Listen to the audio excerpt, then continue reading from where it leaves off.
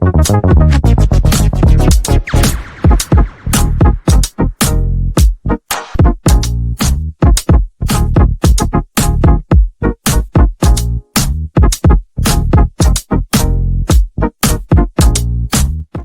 everybody and welcome back to the West Ham Network. Anton here giving you the player ratings for the game yesterday against Bournemouth, the 1-1 draw.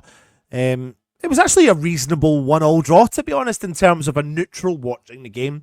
But, I suppose the most disappointing thing is to be leading so late, to then concede so late and walk away with 1 point. Before we get cracking onto today's player ratings, which you've got a chance to put into the comment section below, make sure you do go across and check out the fantastic prize coming out from Football Prizes this week. The custom LED multi-signed West Ham shirt display plus 17 instant win prizes. But get this, and are you ready for this? The tickets cost 39 pence. Not £39, 39 pence. 39 pence. Okay, there are nearly 3,000 tickets to be sold, but you have a very good chance for a very low cost to win such a fantastic prize from Football Prizes, our good old friends over at Football Prizes. Max Kilman, signed shirt and a Tommy Suchek signed shirt are also up for grabs as part of the 17 instant win prizes. The link is in the description. Make sure you do go across out and check out their wonderful competitions as per usual. But let's get cracking on the player ratings for the game against Bournemouth yesterday. Paqueta thought he had scored the only goal of the game in the 87th minute when he calmly finished from the penalty spot after Tyler Adams' handball. Contentious handball, but it was a handball nonetheless. But Unal fired a very, very good free kick into the net minutes later to earn Bournemouth a point. So without further ado, let's get straight into it and talk about the player performances and what they scored. So let's get cracking.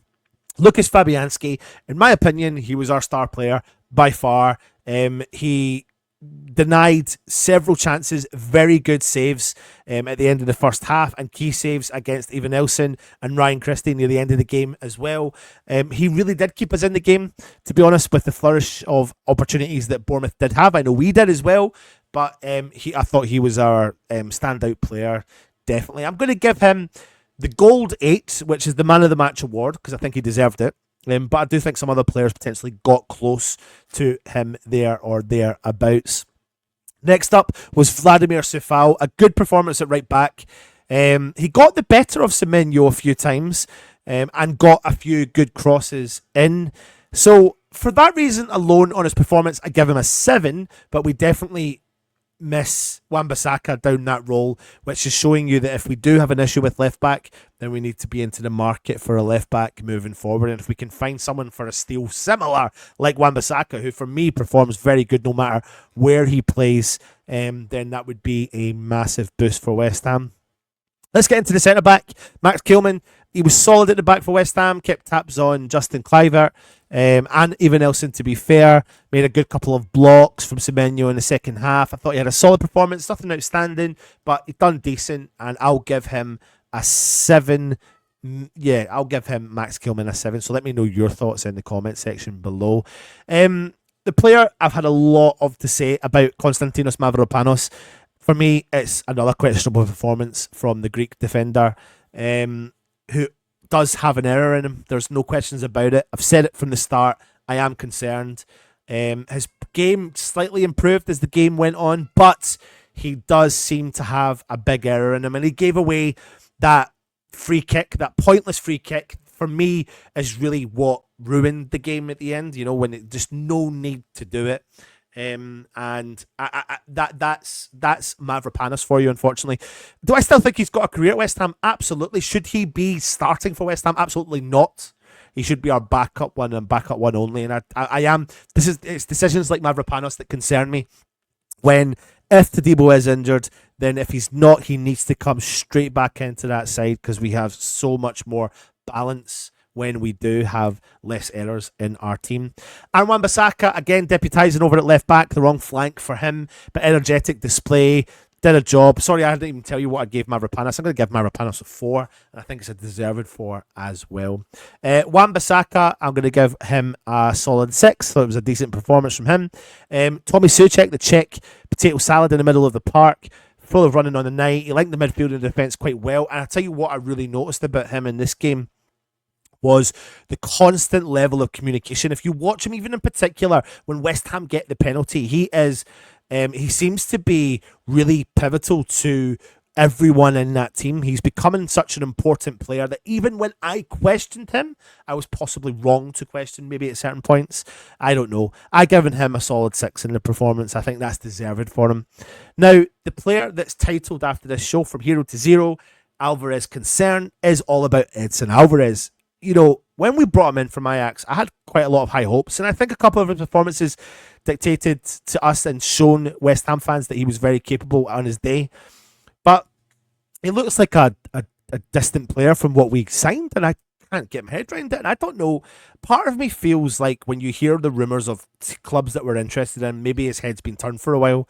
That's the way it feels. His performances highlight to me the way it feels. In the game, I think he gave away the ball several times, and he does it quite a lot in games in really dangerous areas.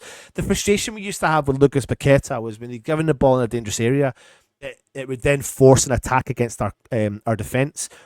But you can afford that for your player who's attacking like a Lucas Paqueta, but you can't afford that with your Edson Alvarez, who sits back and protects, and he gives it away quite a lot. I don't know if there's something going on in his brain or if he doesn't want to be at the club, etc., etc. But I'm quite disappointed because I've got a lot more high hopes for him, and for that reason alone, I'm giving him. Do you know what? If I'm giving Mavropanos a 4, I'm giving Edson Alvarez a 5. But he nearly gave the ball away that led to them having a goal. He put his hand up again and said sorry, but he's doing it too many times. So I'll give him a 5 for that. Let me know your thoughts, though, on Edson Alvarez as well. Mohamed Kudus, listen, he was trying to make things happening for West Ham, dribbling at the defence with loads of intent, switching sides. I'm confused at how he's been utilised. Also confused at bringing him off at the time he did. I think it'd be better if we put him through central and allow other, I was confused a lot by the substitutions, if I'm being honest, as I think we all are. But definitely a bit of intent in the game and try to add that element of excitement. I'm giving him a 7. Lucas Paqueta, cryptic messages sent out before the game, but very full of life after the game and complimentary of West Ham as well. Not a perfect display from him, but he responded well with a recall to the lineup, both attacking in the midfield, and scored from the penalty spot as well. And unlucky, it really wasn't the winner at the end of the day. Carlos Soler, good from him. Do you know what? He took control in the middle of the park for West Ham, and really odd as to why he was substituted. And it's these decisions that are really kind of concerning me with him. Sorry, let's go back to Kit. I gave him a 7. Carlos Soler, I think I'm going to give Carlos Soler maybe I've got to give him a solid 7 because I think he did dictate the middle of our park and really felt like it was harshly taken off. The wrong player probably taken off at the time. He does look like he is starting to grow into the West Ham colours and looking really comfortable in the midfield for us, and I think we should get excited by him. I genuinely do. I think he can really start to flourish as long as the rest of the team can flourish with him as well. Last but not least in our starting lineup was Jared Bowen. Hit the post in the first half, but things didn't really get flowing in the second half for him. I'm giving him a 6.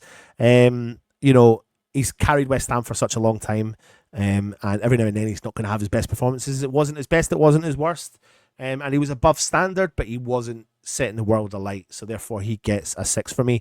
And interestingly enough, Nicolas Füllkrug came on, and I actually thought he led the line really well for West Ham from the bench.